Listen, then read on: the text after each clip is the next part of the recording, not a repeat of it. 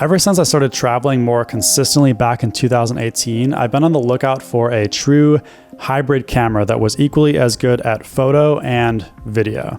I used to travel with multiple camera bodies because I never really felt like anything did the job in a way that wasn't compromising on some aspect of the content. Until I bought this camera, the Canon R5C. And while it's not perfect by any means, it is by far my favorite camera to travel with and helps me to not have to lug around multiple camera bodies on trips where saving space can be pretty essential. So in today's video, I want to talk about why this camera is so great in my workflow, as well as some areas where there is room for improvement, since really no camera is without at least a few small flaws. So if that sounds interesting to you, feel free to stick around and let's talk about it.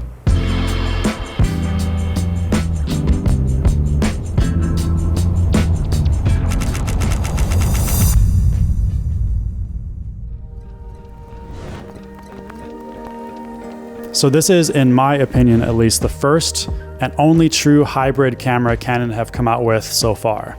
Sure, you have the R5 and other mirrorless cameras that do a good job, but they are missing certain features that are included in the R5C that makes it a much more professional option for video.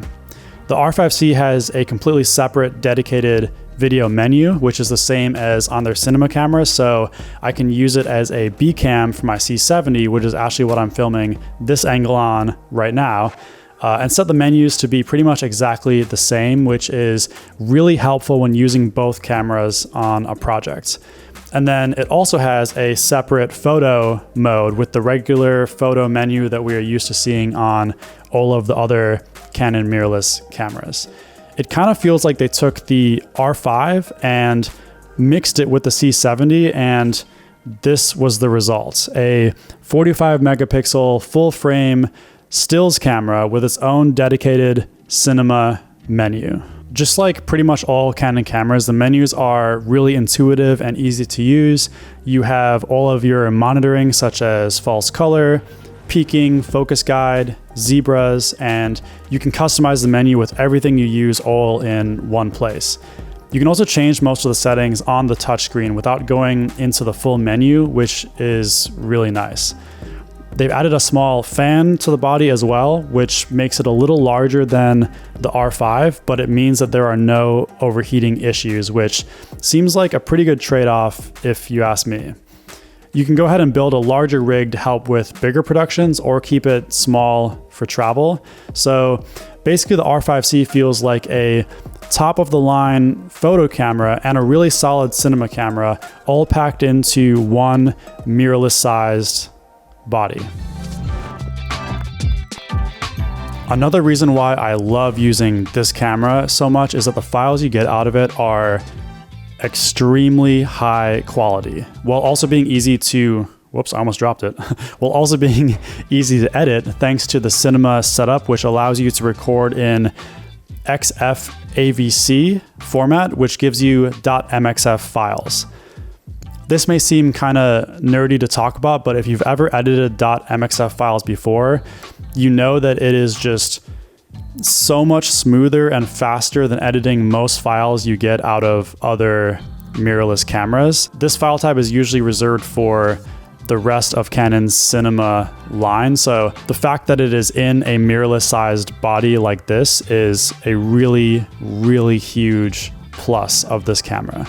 If you compare this to editing video files out of the R5, which I have unfortunately had the experience of doing on a few occasions, the difference in how smooth you can edit is just night and day.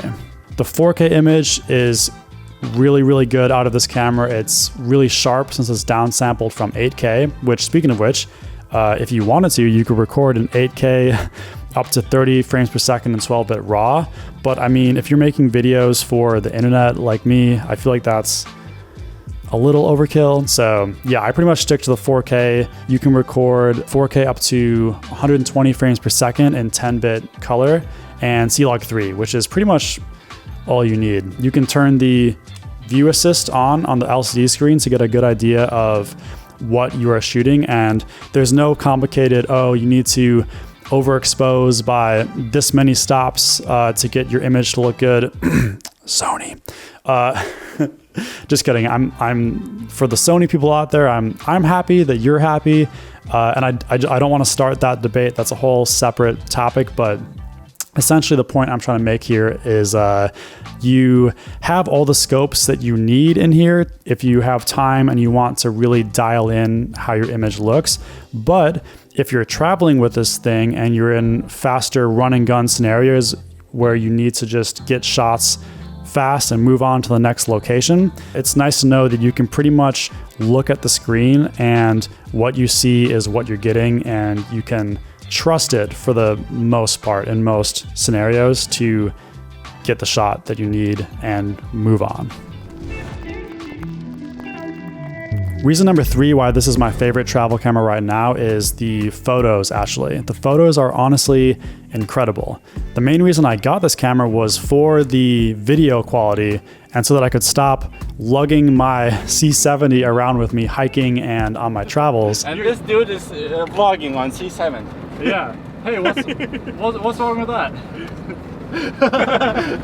You make him to look bad. And I knew the R5C was good for photography, but I thought it would be similar to my EOS R that I was using previously. But the images that come out of this camera feel like they have so much more detail, and the tone of the photos is just so nice. I'm not sure about the technical specs of the photos other than it's a 45 megapixel sensor, but just based on the eye test, the files feel a lot better, and the dynamic range that you can pull out of the images while editing is really kind of crazy. It surprised me. I thought it was maybe a placebo effect, but I remember giving the raw files to some of my friends to edit, and they also were blown away. So I think it's not just me that was impressed by this. So essentially, yeah, if you're looking for image quality in terms of solid files to work with, this is one of the best cameras I've ever used for photo and video.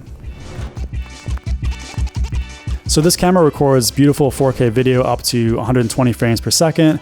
It can even record up to 8K raw 12-bit video if that is something that you need for some reason. It takes 45 megapixel stills, has really good dynamic range, good autofocus, dedicated cinema features. It is light enough to vlog with. It's pretty much the perfect camera, right?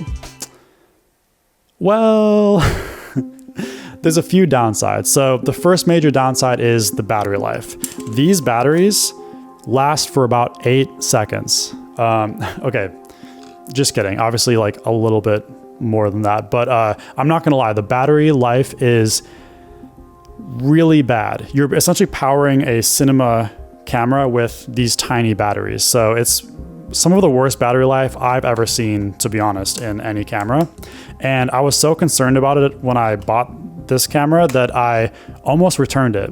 But as I have come to use it, I realize it's not actually that big of a deal, at least for my use cases. But I was really concerned at the start. So I actually ran some tests so that you don't have to, essentially, if you're concerned about this as well. So I tested it for 4K 24, 4K 60, and 4K 120 frames per second by essentially putting a fully charged battery in and just letting it run and see how long it recorded for until it died. So a couple things to note on the test here. I just let it record continuously.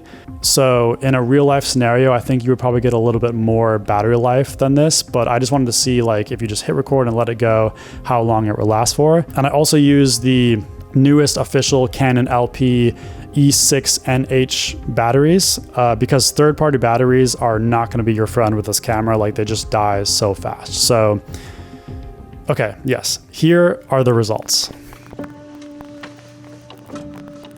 I know this doesn't look great, but here's my take on this. If you are using this camera for production work, you probably will be making at least a simple rig for this anyway, which would include some type of external power source or a dummy battery that's plugged into the wall or something like that. So problem solved there. And if you're using it primarily for travel stuff like I have been, then you're probably shooting in short bursts of video, and it's not that big of a deal either. I usually carry around 8 batteries with me, and I honestly have not really had any power issues while traveling and using this camera. And then for photo, the battery life is great. It's pretty much the same as all of the other Canon photo cameras. So video is where you have to be a little careful, but as I said, it really hasn't been much of an issue for me at all. The key is basically just don't leave the camera on unnecessarily. So in between clips, I will either turn the camera off or hit the playback button, which saves a lot of power rather than leaving it on the live view mode. So to me, this is a small trade-off of having to carry some extra batteries in exchange for all of the features you get out of this camera and being able to take one camera body instead of 2 on a trip. Other than the battery situation, the other negatives are just pretty small details, such as I wish it had built-in ND filters, and I wish it recorded C-Log 2 like my C70 instead of C-Log 3. These are more perfect world wishes though than negatives, since you can obviously just screw on an ND filter, and C-Log 3 is still great. So overall, none of these downsides have really been that big of a deal for me, but in order to, I guess, paint the full picture of this camera, I thought it was important to include the negatives alongside the positives so that you can make your own decision based on how you will be using the camera.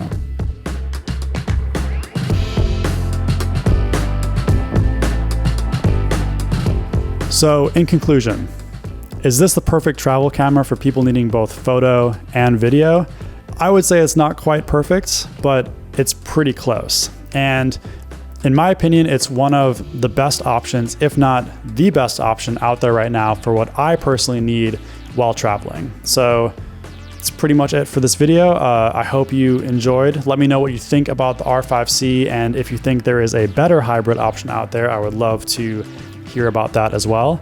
Make sure to hit the like button, subscribe if you're not already, and I will see you in the next one.